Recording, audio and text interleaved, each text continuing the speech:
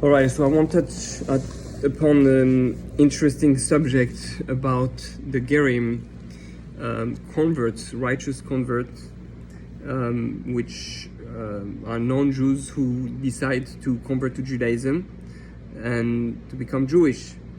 So there are many different opinions, but basically focusing on the end of time, there's two main opinions. One opinion is that the non-Jews, can only convert on their own free will now, meaning that their conversion is only going to be accepted until the coming of Moshiach. When Moshiach is going to come, it wouldn't be considered a real conversion because it has to be something that one really wants on its own while in a state of exile. So, and that's going to be the difference between the Jews and the non-Jews in the world to come. Not that one is better than the other. The one shows a mission that is of greater importance. Not greater importance. I can't even say that. It has more responsibility. It's like you have a family with different brothers, different sons, and you have the Bechor, the first one, the firstborn. He has more responsibility than his other brothers. In this case, we the Jews chose, the Hebrews chose to be the Bechor. Starting with Avram, chose to be the firstborn, and then anybody who wants to join the responsibility of firstborn can join. Otherwise, he'll be just like a younger brother. So we are still brothers and sisters, but one taking a higher responsibility, higher status, and to bring the world to what it's supposed to, and at the end we'll rejoice all as brothers, but one will have done a more serious, dangerous, difficult job. So now some say in Olam Haba, when Moshiach will come, we're not going to accept convert, and therefore there will be Jews and non-Jews. That's the majority of opinion. However, there's actually quite a few opinions that say differently, meaning, so I'm quoting here Rashi on Avodah Zarah 24a and the Ran on Drushot 7. They state in the Messianic age that the Gentiles will all convert to Judaism. Okay, the Rambam disagree with that, but they say no, they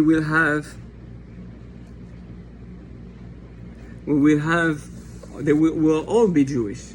What it means to be Jewish? I mean, Jewish means we all believe in God, we all serve God, we all do the Torah. It says that the Torah will come forth from Zion and everybody is going to learn Torah. There's Torah in 70 languages. So, however, and so those are the two, and then there's the third opinion, which is Rabbeinu Bachya. Rabbeinu Bachya in his Kad HaKemach, on his section on Ger, a chapter on Ger, and he says like that at the very end. So, by right, non-Jews who become proselytes in this time of the exile and subjugation are entitled to the great reward destined for Israel and should be classed among the highly distinguished one of Israel.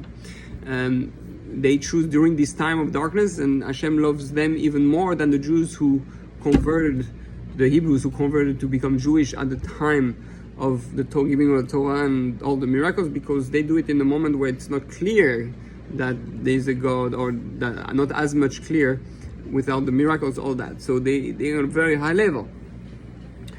However, there will be no reward for those nations that will convert in the days of the Moshiach, after they see Israel's preeminence, when our people shall have been raised high above all nations of the earth in praise and in name and in glory, not for our glory, for glory of God.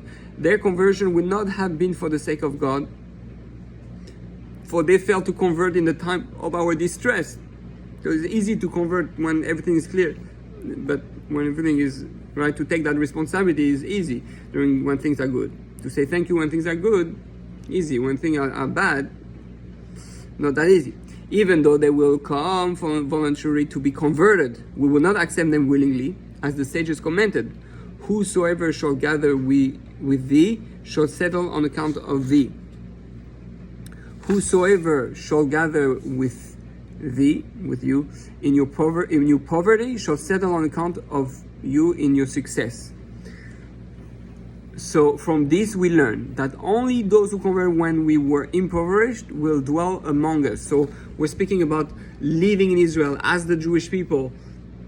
Only those who convert before Moshiach, in the time when it's difficult, when it's not everything is revealed, will become Jews who live in Israel, become like the firstborn of the nation, will become the big brother, so to speak, of the nations.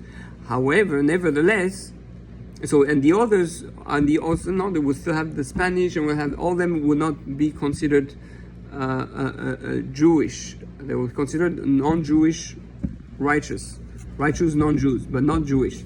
Nevertheless, the people of all nations are destined to become proselyte, Gerim, in the world to come. That is, they will voluntarily convert, as it says, for then will I turn to the people of pure language, and that they may all call upon the name of Hashem to serve him with one consent. And that's in Zephaniah 3:9 at the end. So meaning that in the Olam Haba, what's going to happen? Everybody is going to be Jewish. Everybody is going to serve God. There'll be no need for Jews and non-Jews, so to speak. What being Jewish? Being Jewish means being close to God. Technically, it was not supposed to be the Jew, or it was only supposed to be the Jew. Adam was technically already Jewish. He was supposed to serve God, and that's it. In the one big nation. In the Tower of Babel, that's what happened. They were one big nation, but they didn't be one. They were not one nation to serve God. They could all have been Jewish, and the whole world could have been Jewish. But Nimrod wanted to disconnect, and when you disconnect, you serve God indirectly. You only want the angels. You only want the intermediaries, idols. Then you become like a non-Jew. So what's happening in the world to come? Everybody will be Jewish. The only difference are the Jews who chose to be Jewish to serve God when things were difficult, and the Jews who became Jewish at the end. So at the end, we're all brothers and sisters. The only difference is the ones who are the big brothers, and were meant to be the leaders, the inspiration, the light into the nation. But now also we have to understand there are Jewish souls and non-Jewish souls. The non-Jewish soul is very holy, and the Jewish soul also. Each one has two different missions. So it doesn't mean that every non-Jew should become Jewish, so to speak, because according to this opinion, everybody is supposed to be Jewish, right? And we're all supposed to serve God. It's just who is going to do it when. We're all Adam. We're all part of Adam. All part of one big soul, one body. So, but according to the other opinion, we're not all supposed to be Jewish. Those souls who are supposed to be are going to be Jewish and all finish to convert at the right time before Moshiach. And the ones who are not meant to be Jewish, they continue the mission, and they work together with the Jewish people to make God reveal all over the world. So God willing, may this time come very quickly, and Bezat Hashem, we don't know exactly what's going to happen. What is clear, no matter who we are, we should want to serve God. If someone feels really Jewish inside, then he should look into it, learn, see if he connects to the Torah, if he connects to that life, that mission, and that means he has a Jewish soul from the past, and he should become Jewish. Anybody who feels he wants to be part of that mission, it feels inside right, then it probably has a Jewish soul. Otherwise, you can be a very holy, righteous non-Jew, like many that happen, like Job, like Yov, or like people from Nineveh, or all the Teshuvah.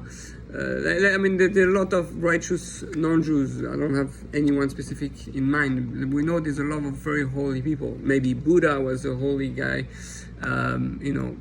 Maybe Sadhguru, whatever. I don't know. There's a lot of of people we can think of that were an example, holy people, were role model around the nations. So those people, those non-Jews are righteous, and they're meant to be righteous non-Jews, role models for the non-Jewish souls. But at the end, it's like saying, oh, the Jews are going to be the head and the non-Jews are going to be the heart, right? Okay, what's better, the head or the heart? We need both. One without the other is worthless. So same thing, we need all the Jews, we need all the non-Jews. God loves every one of us. We're all his children.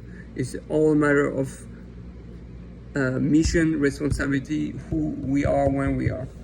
And the key is to all love each other and all respect each other and not feel better than the other and not feel superior to the other, because that's the destruction of the world.